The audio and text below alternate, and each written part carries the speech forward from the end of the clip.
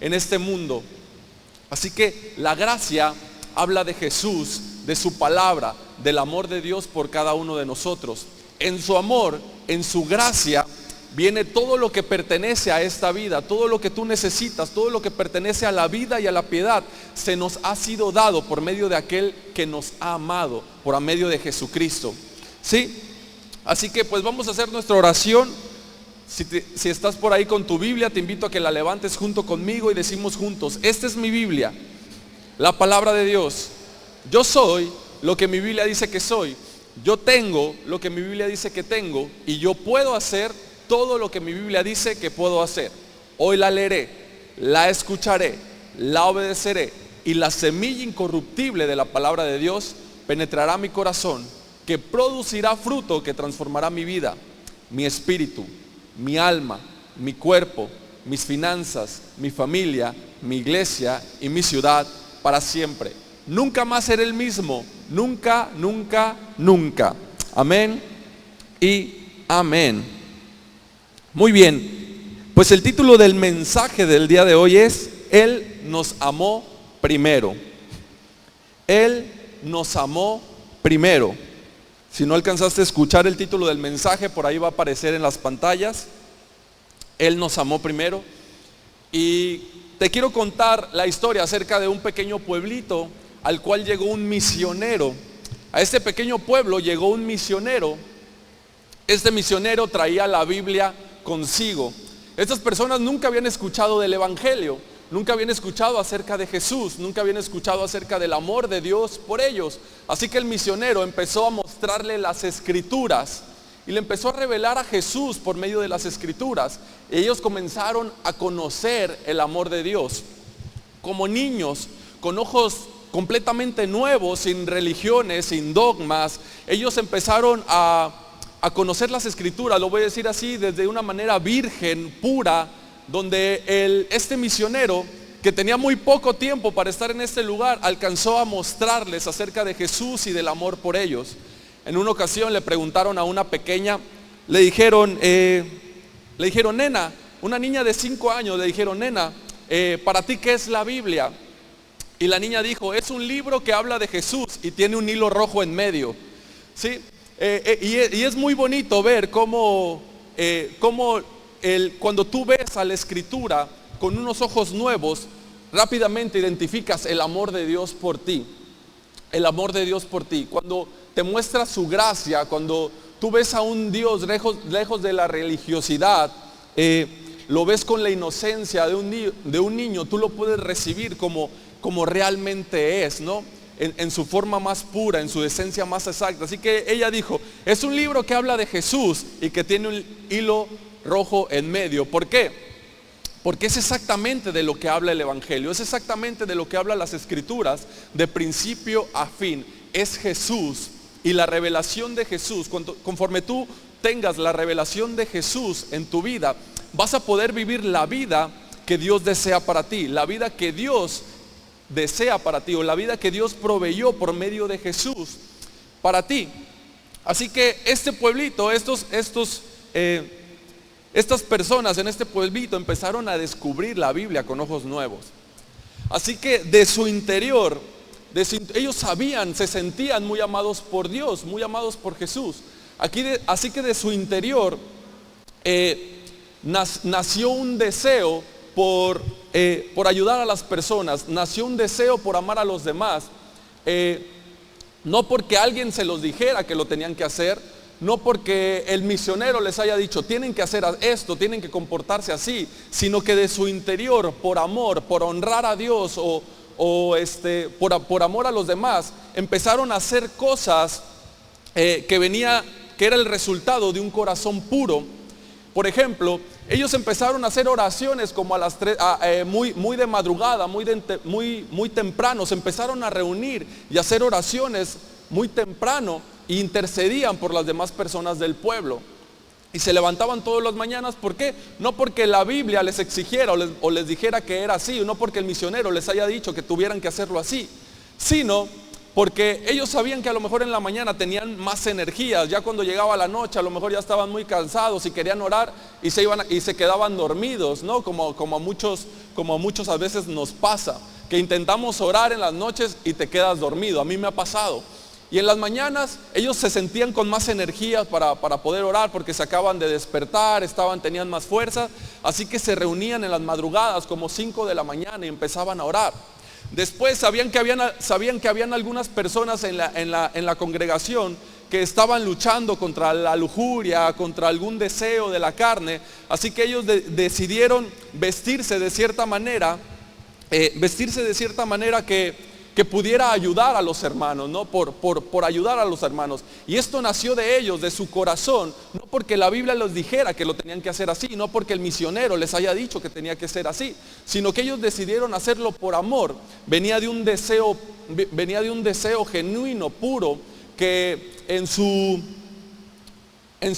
modo de pensar, se me fue la palabra, pero en su creatividad ellos dijeron, bueno, vamos a hacerlo así. Empezaron a orar, se empezaron a reunir, empezaron a convivir y se empezaba a agregar cada vez más personas a la iglesia.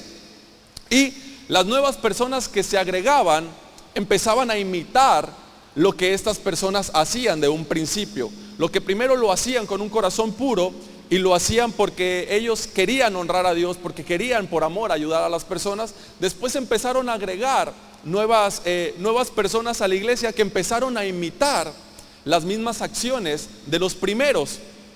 Las empezaron a imitar. El problema fue que las personas que se fueron agregando y que empezaron a imitar a las personas, no fue como el resultado del amor de Dios por ellos, no fue como el resultado de que ellos habían descubierto el amor de Jesús por ellos, sino fue porque ellos pensaron que era lo que se tenía que hacer en la congregación y empezaron a imitar esas actividades, esas maneras, ¿no?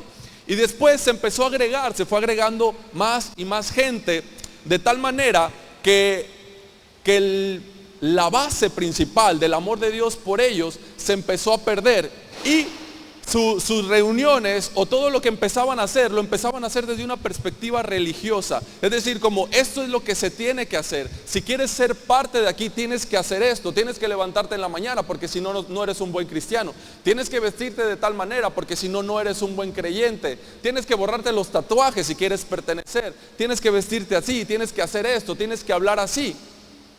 Y para hacer que las demás personas lo hicieran, empezaban a tomar partes de las escrituras, versículos, textos sacados del contexto, que querían justificar lo que ellos estaban enseñando, lo que ellos estaban aprobando, cuando en un principio nunca fue así.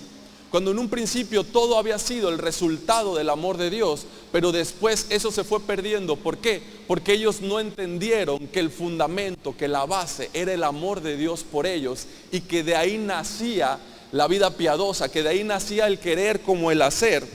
Así que comenzaron a vanagloriarse por el amor que ellos tenían a Dios. Comenzaron a vanagloriarse de lo que ellos hacían por Dios. Nosotros nos levantamos a las 5 de la mañana. Nosotros no somos lujuriosos, nosotros no tenemos deseos y pasiones desordenadas, nosotros ayunamos, nosotros oramos todos los días, nosotros nos congregamos lunes, martes, miércoles, jueves, viernes, sábado y domingo, compartimos, etcétera, etcétera. Empezaron a gloriarse del amor que ellos tenían por Dios y no se dieron cuenta que siempre la base, el fundamento había sido el resultado del amor de Dios por ellos. Así que la Escritura dice que el amor, que todo nace del amor de Dios, que todo principio tiene del amor de Dios. Este pequeño grupo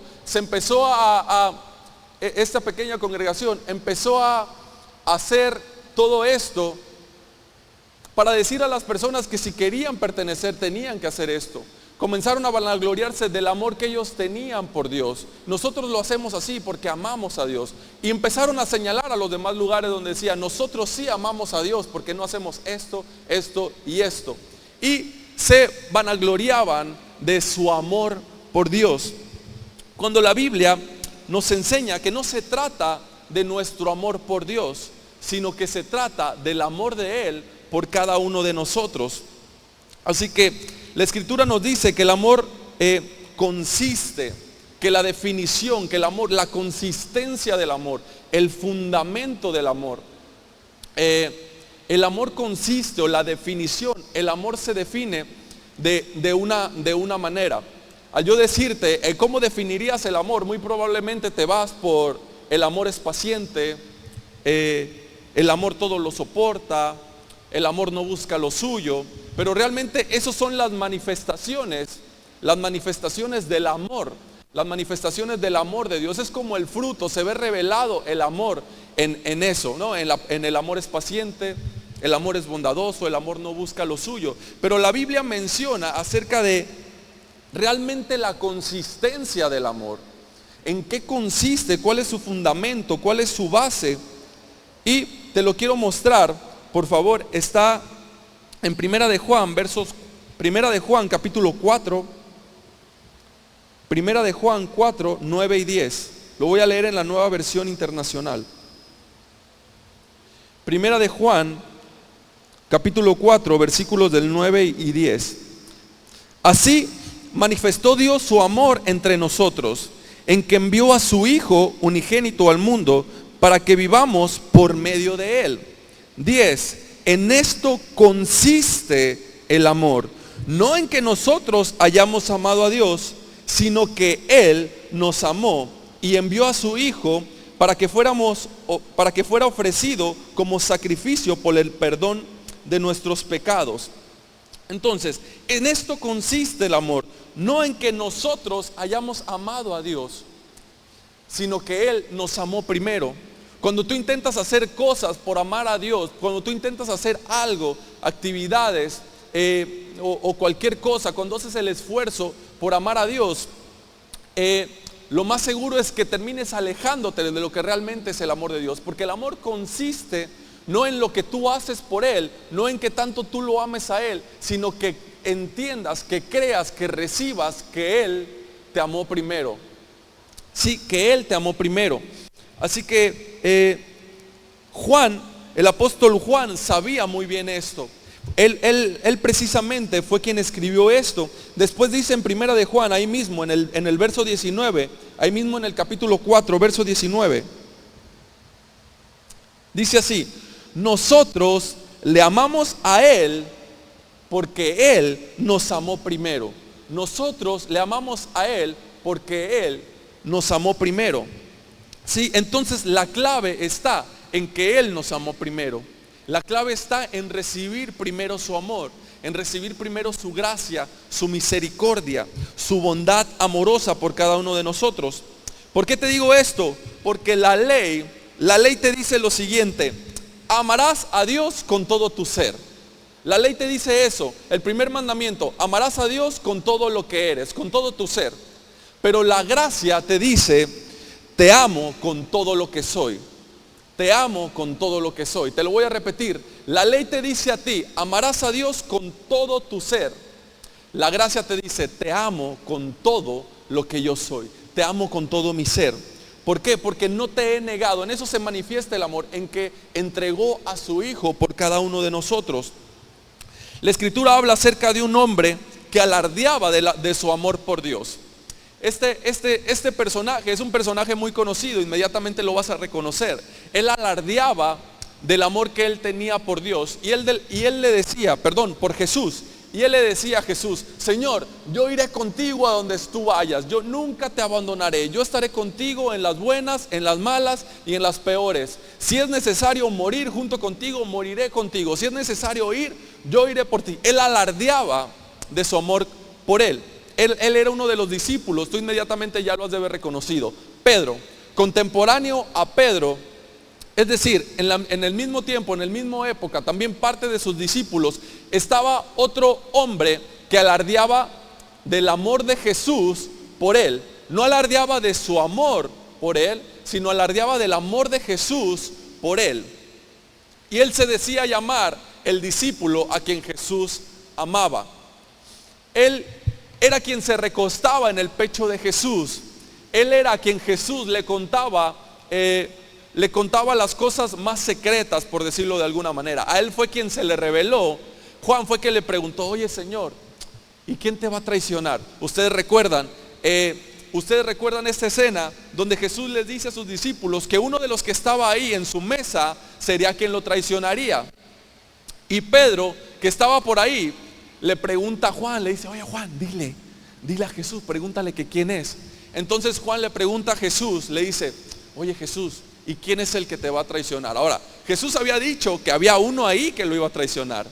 Y Juan, con toda libertad, como diciendo: yo sé que no voy a ser yo, por eso le voy a preguntar: oye Señor, ¿y quién te va a traicionar? Así que Jesús le revela a Juan quién lo traicionaría. ¿Sí? Pedro, quien alardeaba del amor que él tenía por Jesús, tuvo que preguntarle a Juan, quien alardeaba del amor de Jesús por él. ¿Sí? Fue él quien le preguntó. Entonces, muchas veces nos vemos o nos podemos identificar o como Pedro o como Juan. Yo muchas veces he sido Pedro, que alardeaba de mi amor por Jesús, que alardeaba por lo que hacía, que me sentía más santo, más justo, más digno, mejor persona, mejor cristiano, cuando hacía ciertas obras, cuando tenía ciertas actitudes que yo decía: wow, qué buena persona soy, qué buen cristiano soy, ¿no? Pero no era el resultado del amor de Dios por mí, sino era por algo que yo hacía. No sé, a lo mejor por ahí me quedaba largo tiempo orando, por ahí tenía buenas acciones con otras personas y decía: wow, qué buen cristiano soy, ¿no? Y entonces aquí tenemos a Pedro y tenemos a Juan, que precisamente uno alardeaba de su amor por él, el otro alardeaba del amor de Jesús por él. Y eran dos personas completamente diferentes. Eran dos personas completamente distintas. ¿Sí? Si tú te fijas, Pedro alardeaba de que él estaría con Jesús hasta el final. Que él estaría con él hasta el final. Que si tenía que morir con él, moriría. Cuando Jesús fue crucificado en la cruz, Pedro no estaba. Pedro se encontraba huyendo. Quien estaba en la cruz, al pie de la cruz, era Juan. Juan sí permaneció ahí. Juan fue quien fue a buscar cuando habían agarrado a Jesús. Fue quien fue hasta el templo a preguntar por él, a preguntar por Jesús. Pedro se quedó a la distancia mirando con miedo, e incluso fue cuando lo niega 3 veces.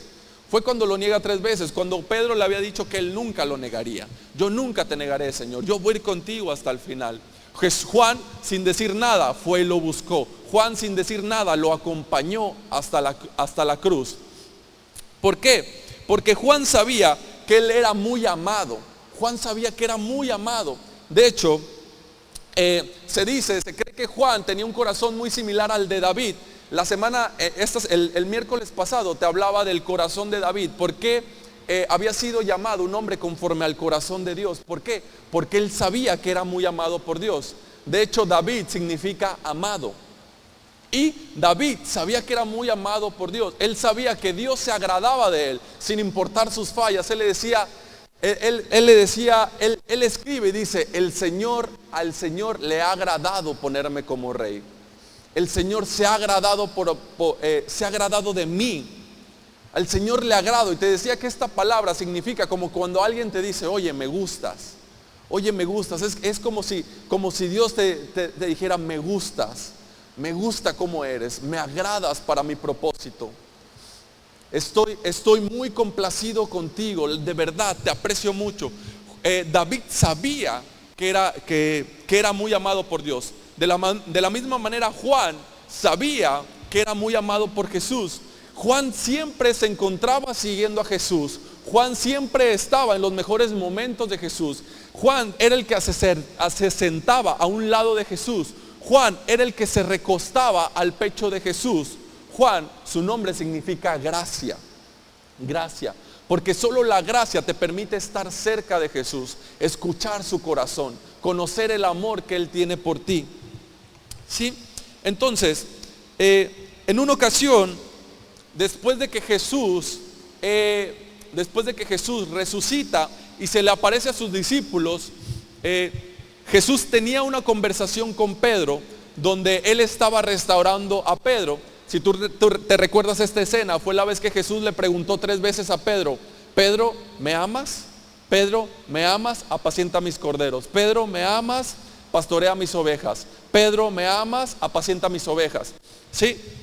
Y Pedro le decía, Señor, sabes que te amo. Y llega un momento donde como que Jesús quiere hablar a solas con Pedro y le dice, ven, sígueme. Y inmediatamente yo imagino a Juan que se levanta y comienza a ir detrás de ellos. Juan iba detrás de Jesús, ¿sí? Juan vio que a lo mejor tú dirás, qué chismoso, ¿no? ¿Qué le interesa? Pero Juan se levanta y empieza a ir detrás de ellos. No se quería perder nada de Jesús. Y Pedro se voltea y dice, oye, ¿y este qué? ¿Y este qué? Dice como, ¿y este qué? ¿Qué va a pasar con este? Como que dice, a ti que no te importe, le dice Jesús. No, si él me sigue, si yo decido que él va a vivir hasta que yo regrese, ¿a ti qué? Tú sígueme. Le dice a Pedro, tú sígueme. No necesitaba decirle a Juan, sígueme, porque Juan ya lo seguía. Pero sí tuvo que decirlo, tú sígueme. ¿Por qué? Porque esa es la parte esencial del evangelio, el que sigas a Jesús, el que tú sigas a Jesús, no que sigas la religión, no que sigas la religiosidad, no que sigas costumbres, tradiciones, sino que sigas a Jesús, porque Él es el centro del evangelio. Él es la palabra, Él es el verbo, en Él está la vida, Él es el que tiene el poder para transformar cualquier cosa en tu vida. Si te fijas, al final Juan en el capítulo 4, primera de Juan, por favor, 4:17, primera de Juan, capítulo 4:17, en la Reina Valera, por favor.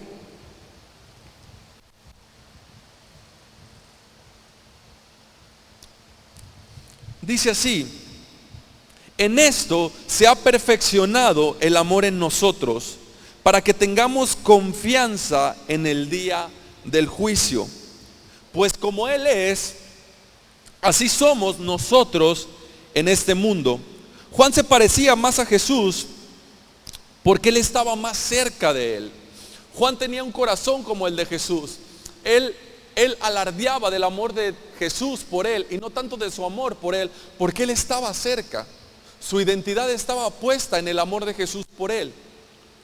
Él conocía el amor de Jesús por Él. Él sabía que era muy amado. Mientras que Pedro todavía no tenía esa revelación, todavía no se le era revelado que todo nacía del amor de Jesús por él, no tanto de lo que él podía hacer por Jesús. Si te fijas, al final cuando Pedro entiende que se trata del amor de Dios, del amor de Jesús por él, a él se le entrega la autoridad sobre la iglesia. Jesús le puede entregar la autoridad sobre la iglesia. Y le dice, lo que tú ates en la tierra será atado en el cielo, lo que desates en el cielo será desatado en la tierra. Se le da autoridad. Si vamos a la escena donde Jesús está colgado en la cruz, y ahí está Juan, el único discípulo que lo acompañó hasta la cruz, y también está María, le dice, María, ahí está tu hijo, le dice a Juan. Y después le dice a Juan que María, ahí está tu madre. Después le dice a Juan, ahí está tu madre. Es decir, le da la responsabilidad de su madre, le da la responsabilidad de María. En aquel tiempo era responsabilidad del primogénito, que cuando el papá faltara, el primogénito se hacía responsable de la madre. Sí, Jesús era el primogénito, pero Jesús ahora estaba colgando una cruz. Así que le entrega, le dice a María, madre, ahí está tu hijo. Y le dice a Juan, ahí está tu madre. Y dice la escritura que desde aquel momento María se fue a vivir con Juan. Es decir, Juan se hizo cargo. Esa responsabilidad de que solo Dios, que solo Jesús te puede entregar cuando eres consciente de su amor. Sí, cuando eres consciente de su amor. Es muy difícil que puedas llevar a cabo la obra de Dios cuando solo lo quieres hacer por tus fuerzas, cuando solo quieres hacerlo como que tú puedes amar a Dios, como un resultado de tu carne por Dios, cuando quieres hacer algo por Dios. No, porque todo nace del amor de Dios por Él. Tú puedes hacerte responsable de las cosas de Dios cuando has entendido el amor, cuando has recibido el amor que Él tiene por ti, que cuánto Él te ama.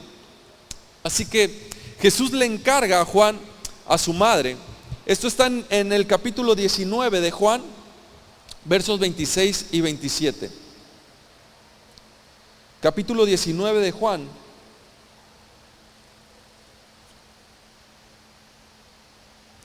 Déjalo, busco rápidamente.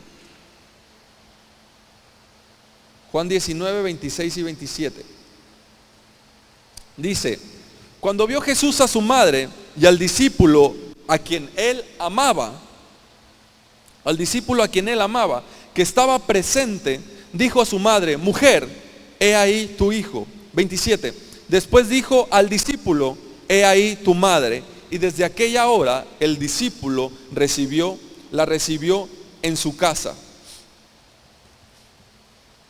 Así que cuando tú sigues a Jesús, cuando tu identidad está basada en su amor por ti, es cuando te puedes hacer responsable de todo aquello que Jesús quiere darte. Es cuando te colocas en la posición perfecta de toda la bendición. Es decir, en el amor de Dios está la plenitud de las bendiciones de Dios para tu vida. En el amor de Dios, en tener un corazón conforme al de Dios, es decir, el saberte amado, el saberte justo, el saberte digno, el saberte limpio, el saber que eres especial, el saber que eres favorecido, el saber que Jesús pagó por tus pecados, que todos tus pecados han sido perdonados. Cuando recibes esa gracia, te coloca en la posición perfecta para recibir toda la plenitud de las bendiciones de Dios. Sí, en una ocasión le preguntaron a Craig Step Lewis, disculpen si lo menciono mal, es un nombre un poco difícil de pronunciar, mejor conocido como C.S. Lewis, un gran escritor, mayormente conocido por la saga que escribió llamado Las Crónicas de Narnia. Él era un apologista cristiano. En una ocasión le preguntaron: señor Lewis, ¿cuál es la diferencia entre el cristianismo y las demás religiones? ¿Cuál es la diferencia entre el cristianismo y las demás religiones? Y él contestó: ¿qué pregunta tan más fácil? Dijo: es muy sencillo, la diferencia es gracia. La diferencia es gracia. ¿Por qué? Tú has escuchado que el cristianismo no es una religión. Tú has escuchado esto muchas veces, que se trata de que el cristianismo más bien es una relación con Dios. Y es verdad, pero el cristianismo sí es una religión. El cristianismo también habla de religión. ¿Por qué? Porque la palabra religión significa religar o volver a unir. En otras palabras, es como que volverte a unir con Dios, es como ligarte a Dios, hacerte uno con Dios. Eso significa la palabra religión. La diferencia está en la gracia. ¿Por qué? Porque todas las demás religiones te dicen de todo lo que tú tienes que hacer. Todas las religiones siempre van a apuntar a lo que tú tienes que hacer, a tus obras, lo que tú tienes que hacer para unirte con Dios, lo que tú tienes que hacer para estar cerca con Dios. El cristianismo trata de lo que Dios hizo para unirte con Él. No trata de lo que tú tienes que hacer, sino de lo que Él hizo. Y eso es lo que lo hace la diferencia. No lo que tú haces, sino lo que Él hizo. No se trata de tu amor por Dios, de lo que tú puedes hacer por Él, sino se trata de lo amor de Dios por ti y lo que Él ha hecho por ti. Y a eso se le llama gracia. Eso se le llama gracia. Esto lo entendió muy bien Abraham.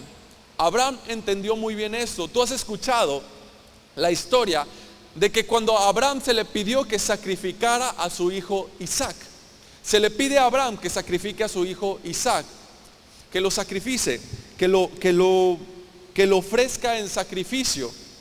Ahora, yo he escuchado mensajes que hablan acerca de esto y todos alardean de la obediencia de Abraham. Todos apuntan: wow, qué obediente que fue Abraham. ¿Cómo fue que obedeció? ¿Cómo fue que lo hizo? ¿Cómo fue que estuvo dispuesto a sacrificar a su hijo? Pero si te das cuenta, Abraham no fue llamado el padre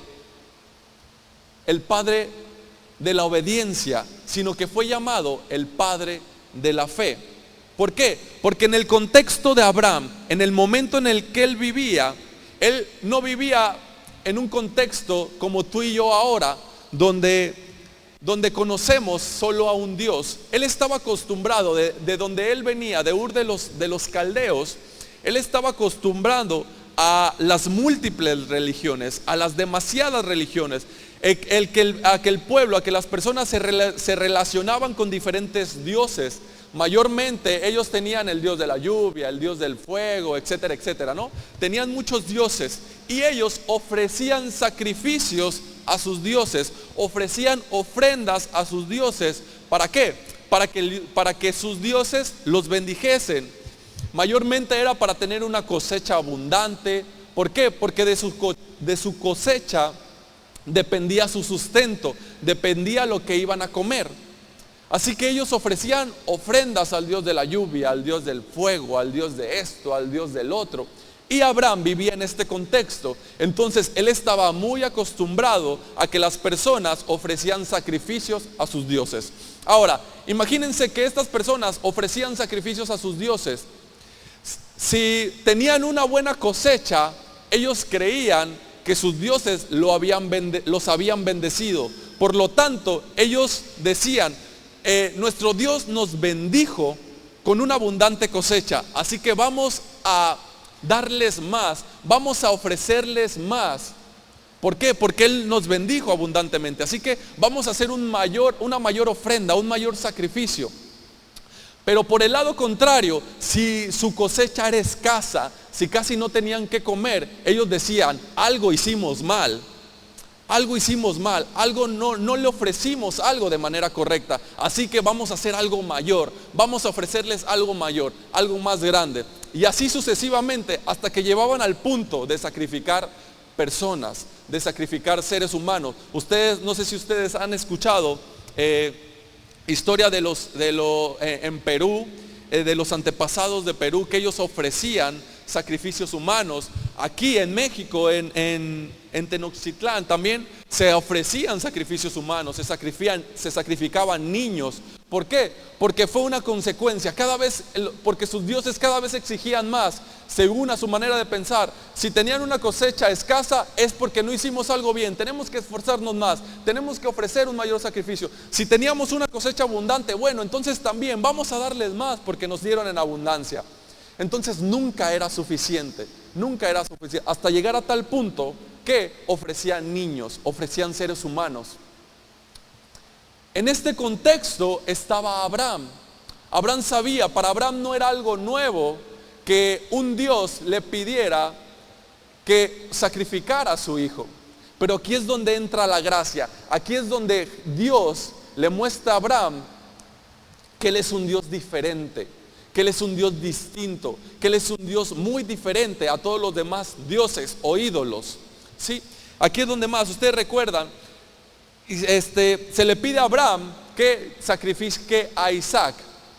Isaac es llevado al monte Moría para ofrecerlo en sacrificio. Y justo antes de sacrificarlo, el ángel de Yahvé lo detiene y le dice, Abraham, no lo hagas, porque he conocido que me temes, que me honras.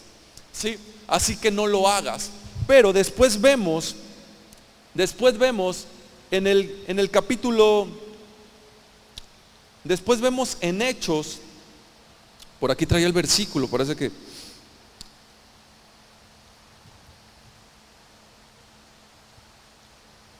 a ver, permítame un momentito. Después la Biblia muestra que se le dice a ver, permítame un poquito. Sí, ya lo encontré. Hebreos 11, 17, por favor. Hebreos 11, capítulo 17, verso 17, perdón. Ahí muestra qué fue lo que motivó a Abraham a hacerlo. Ahí muestra qué fue lo que motivó a Abraham a hacer esto. ¿Sí? Y dice así, Hebreos 11, 17, dice, por la fe Abraham, cuando fue probado, ofreció a Isaac. Y el que había recibido las promesas ofrecía su unigénito, habiéndose dicho, en Isaac te será llamado descendencia. Verso 19, pensando que Dios era poderoso para levantar aún de entre los muertos, de donde en sentido figurado también le volvió a recibir. Es decir, que lo que motivó a Abraham fue la fe en Dios. Lo que lo motivó fue la fe en Dios. ¿Por qué? Porque él sabía que Dios tenía el poder para levantar de los muertos. Abraham sabía que Dios tenía el poder para levantarlo, para levantarlo de los muertos. Para él no era nuevo que un Dios le estuviera pidiendo que sacrificara a su hijo. ¿Sí? ¿Por qué? Porque muchas personas se enfocan en la obediencia de Abraham, en lo que Abraham hizo. No negó a su hijo. Ciertamente sí, fue un acto de obediencia, que fue basado en la fe que Abraham tenía en su Dios. Pero la parte medular, lo que la Escritura quiere mostrarte en esta parte que te estoy hablando, que está en el Génesis capítulo 22, si no mal recuerdo, es que quiere revelarte a Jesús. ¿Por qué? Porque cuando el ángel de Yahvé detiene a Abraham, Abraham voltea y dice que ve a un cordero atorado de una zarza. Esa es la imagen de Jesús. Es decir, que el cordero toma el lugar del hijo, toma el lugar de Isaac. El cordero toma el lugar de Isaac y es ofrecido en sacrificio. Lo que Dios le estaba diciendo a Abraham es: se acabó los sacrificios. Mi corazón no es de lo que tú puedes hacer por mí. Mi corazón no se trata de todo el sacrificio que tú puedes hacer por mí. Se trata de lo que yo puedo hacer por ti. Se trata de lo que mi amor puede hacer por ti. Olvídate de todas las religiones, olvídate de los demás dioses. Yo soy un Dios que proveo lo que tú necesitas. Yo soy un Dios que proveo el sacrificio. Yo soy el Dios que te sana. Yo soy el Dios que te salva. Olvídate de lo que tú puedes hacer por mí. Yo soy el que va a ofrecer. Este cordero era un símbolo. Lo que estaba pasando aquí era un símbolo de Jesús. Era lo que iba a pasar años más tarde, muy cerca, en este mismo lugar, en el mismo monte. Era lo que iba a pasar muchos años más tarde. Dios ofreciendo en sacrificio a su hijo por ti y por mí.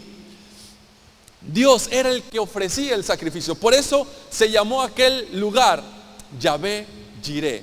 El Señor proveerá. ¿Por qué? Porque se trata de lo que el Señor te provee. Se trata de lo que Él hace por ti. Se trata de su amor por ti. Y en Jesús vemos revelado todo el amor de Dios por ti. Todo el amor de Dios por ti. Sí, a eso, ese cambio, el que ahora Dios sea quien ofrecía el sacrificio. Ahora Dios era el que proveía. No se trata de ti, de lo que tú puedes hacer por Dios. No se trata del amor que tú tienes por Dios. Se trata del amor de Él por ti. Él proveyó el sacrificio. Él va a proveer para ti todo lo que tú necesitas. La Escritura dice que todo lo que pertenece a la vida y la piedad se te ha sido dada. Es decir, Él la proveyó por ti. Y como te decía, Abraham no fue llamado el padre de la obediencia, aunque el acto que hizo fue muy obediente realmente. Pero fue llamado el padre de la fe. ¿Por qué? Porque leemos en el verso 17 que dice: por la fe Abraham, cuando fue probado, ofreció a Isaac, el que había recibido las promesas, ofrecía a su unigénito. Verso 19 dice: pensando que Dios es poderoso para levantar aún de entre los muertos, de donde en sentido figurado también lo volvió a recibir.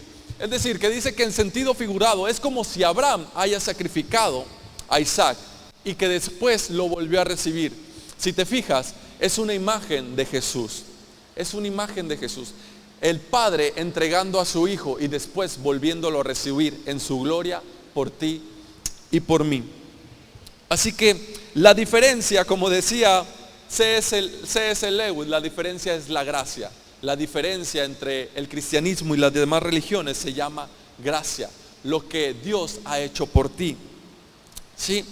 Muchas veces vemos a los jóvenes, o hemos leído acerca de un versículo donde se utiliza más con los jóvenes. Yo me acuerdo que me lo repetían a mí cuando, bueno, todavía soy joven, pero cuando era un poco más joven, me lo repetían a mí y me decían cosas como que no ames al mundo ni las cosas del mundo.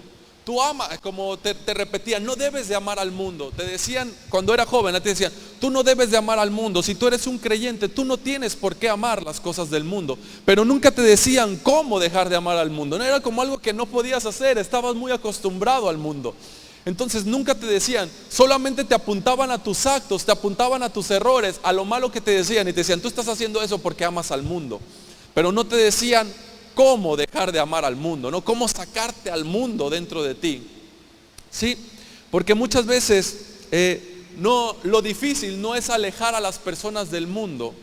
Lo difícil no es alejar a la juventud, a los jóvenes del mundo. Lo difícil es sacar al mundo de dentro suyo. Lo difícil es sacarlo de su interior. Así como al pueblo de Israel le fue muy difícil sacar Egipto de su interior cuando fueron liberados. Les fue muy difícil porque ellos tenían una mente de cautiverio. Ellos tenían una mente de esclavitud. Y cuando eran libres era muy difícil, fue muy difícil sacar a Egipto de dentro suyo. Así que este versículo está en Primera de Juan 2:15. Primera de Juan 2:15.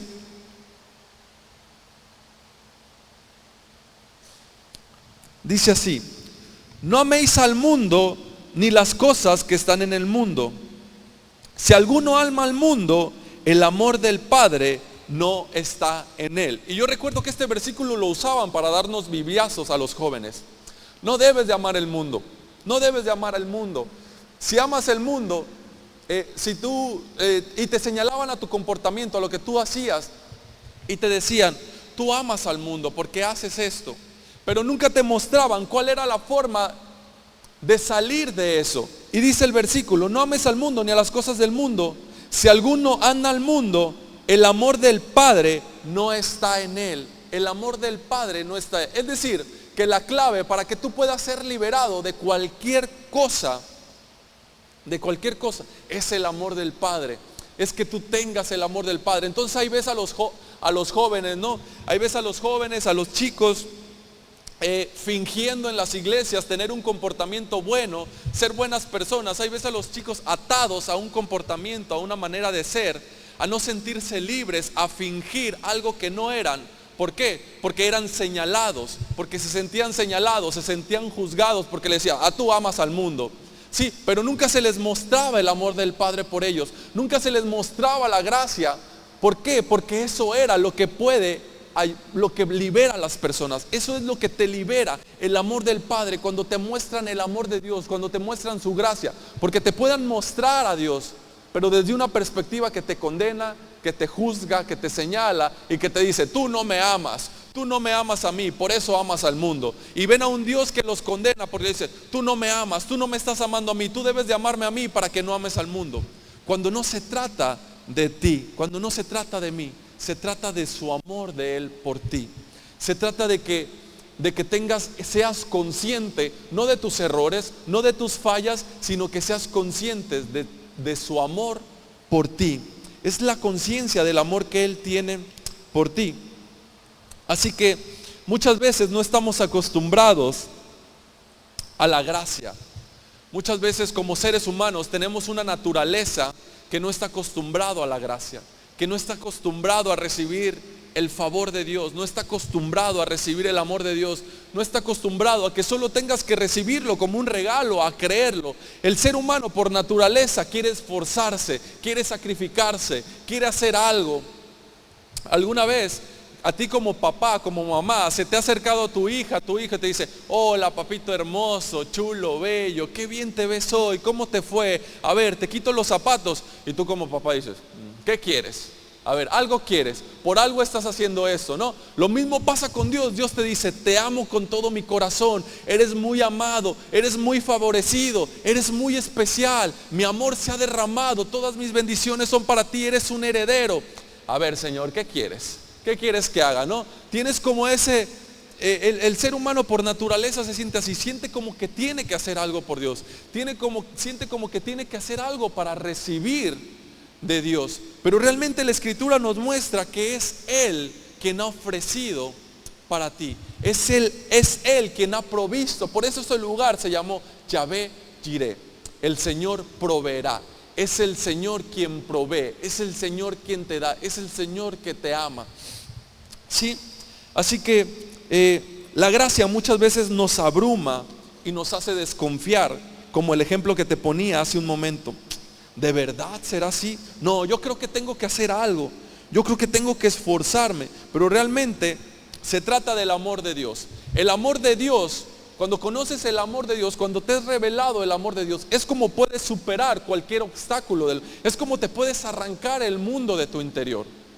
Sí, hay un momento en donde Jesús es llevado por el Espíritu al desierto. En el capítulo 3 de Mateo dice que Jesús acababa de ser bautizado y que se escuchó una voz del cielo que decía: este es mi Hijo amado, estoy muy complacido con él.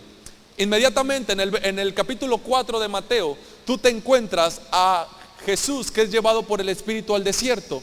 Pasó 40 días y 40 noches ayunando, sin comer ni beber agua, y tuvo hambre, y después se acerca el tentador, se acerca Satanás para tentarlo. Seguramente tú conoces la historia muy bien, y le dice: si eres el Hijo de Dios, recuerda, le dice: si eres el Hijo de Dios.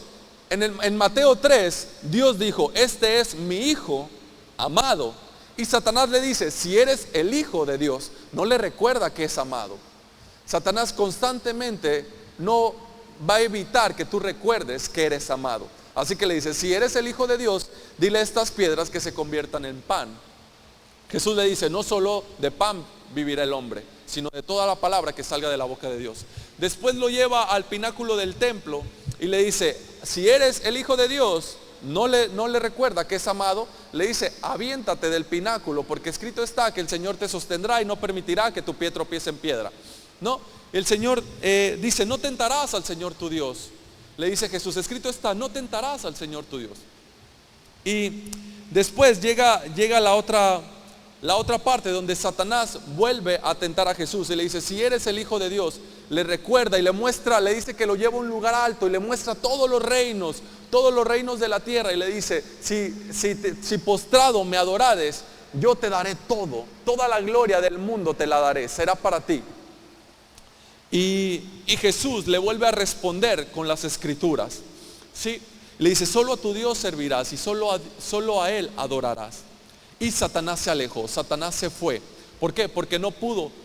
La identidad de Jesús estaba anclada al amor de su Padre.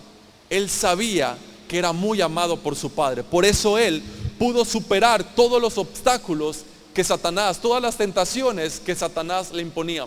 Esto representa todas las tentaciones que van a venir a ti, todas las tentaciones que el mundo te ofrece. Si te fijas, es tentación de provisión, de necesidades como el alimento, como la vestimenta, cualquier necesidad. Estas son las principales cosas por las que los corazones de los hombres se alejan de Dios, por las que los corazones de los hombres se corrompen. ¿Por qué? Porque quieren intentar suplir sus propias necesidades. Cuando la Escritura dice: yo supliré todo lo que te falta. El éxito.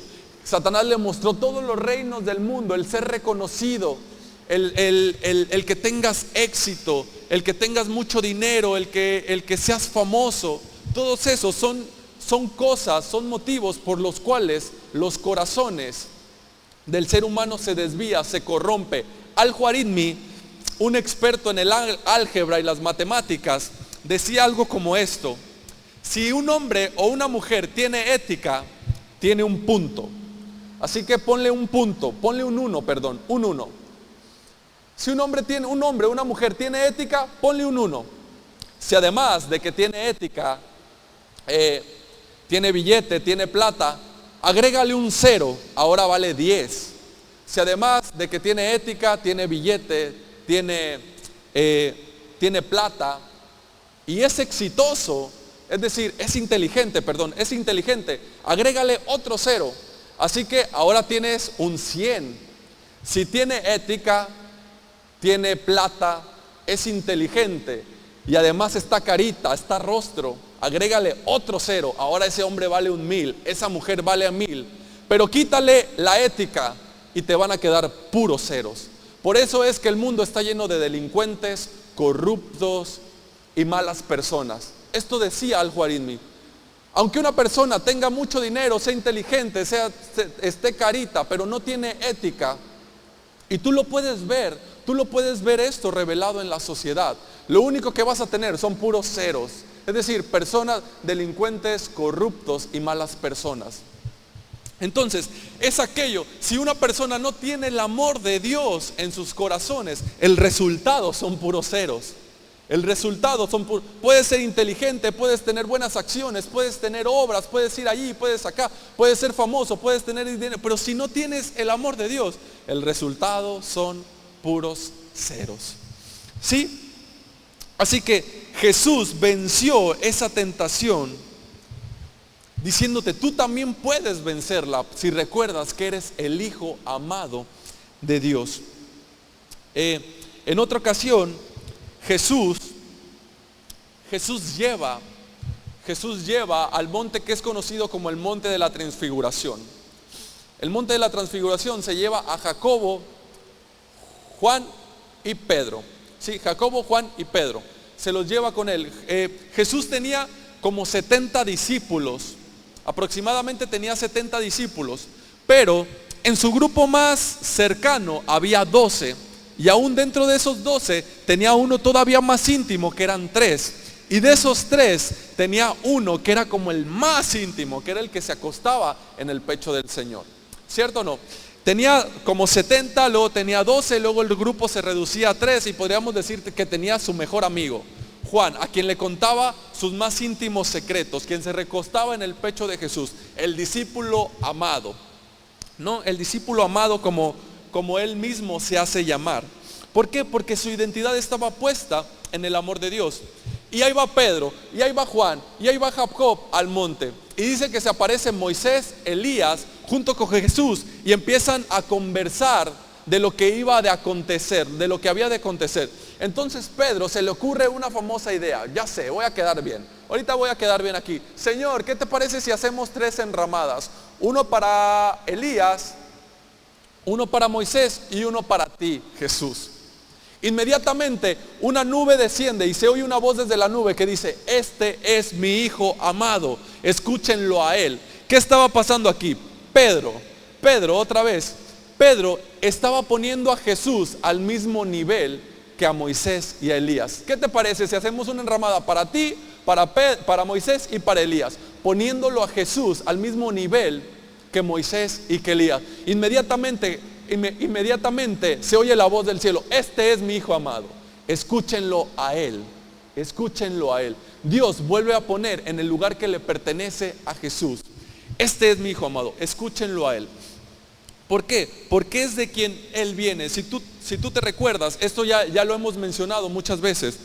Pedro significa piedra, que fue en piedra que fueron puestos los mandamientos de la ley, que representa a Moisés.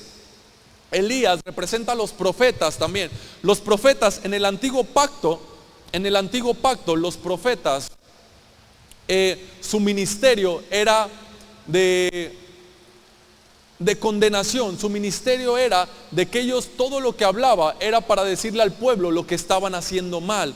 Ustedes están pecando, deben de arrepentirse. ¿Por qué? Porque era el ministerio por parte de la ley. Era un ministerio basado en la ley. Así que está Moisés, está Elías y está Jesús. Está Pedro, está Juan y está Jacob. Jacob, el nombre de Pedro significa eso, piedra, que representa la ley. El nombre de Jacob significa, ustedes recuerdan que a Israel primero se llamaba Jacob y después se le cambió el nombre a Israel. Israel, que es príncipe con Dios. Dios mismo le cambia el nombre a Jacob, de Jacob a príncipe con Dios, o sea, Israel. ¿Por qué? Porque Jacob significaba impostor. El impostor, el que cambia, el que cambió. Por eso estaba ahí en el monte de la transfiguración, estaba Pedro, que representa la ley, estaba Jacob, que significa el que cambió, y estaba Juan, que significa gracia. Es decir, la ley, los profetas, cambió, hubo un cambio, cambió, o en su lugar está la gracia. Por eso la voz del cielo dice, no me pongas a mi Hijo amado en el mismo lugar que a Moisés y a Elías. Este es mi Hijo amado, escúchenlo a él. Ahora hay que escucharlo a él. ¿Sí? Así que en una ocasión, Elías, como te decía, representa a los profetas en el antiguo pacto, que su ministerio era un ministerio de castigo, de juicio. Elías hizo que descendiera fuego del cielo y consumiera a una multitud de personas. Elías oró al cielo y cayó fuego del cielo y consumió a una multitud de personas. Y en Lucas capítulo 9, por favor, versos 54 y 56. Los discípulos recordaban esto, los discípulos eran conscientes, los discípulos sabían de lo que había hecho Elías en aquel tiempo. Así que dice que Jesús se acercó a una aldea, a Samaria. Jesús se acerca a Samaria, pero no fue bien recibido ahí. Entonces dice en el verso 54 de Lucas 9, viendo esto sus discípulos, Jacob y Juan, dijeron: Señor, ¿quieres que mandemos que descienda fuego del cielo como hizo Elías y los consuma? Entonces, volviéndose él, le respondió, diciendo: vosotros no saben de qué espíritu sois. Verso 56. Porque el Hijo del Hombre no ha venido para perder las almas de los hombres, sino para salvarlas. Y se fueron a otra aldea. El Hijo del Hombre no ha venido, porque el Hijo del Hombre no ha venido para perder las almas de los hombres. Es decir, no ha venido a emitir juicio, no ha venido a emitir condenación, sino que ha venido para salvarlas. En el verso 56, porque el Hijo del Hombre no ha venido para perder las almas de los hombres, sino para salvarlas. La escritura, estoy por terminar, por si los chicos de la alabanza quieren ir subiendo, por favor. Así que vemos que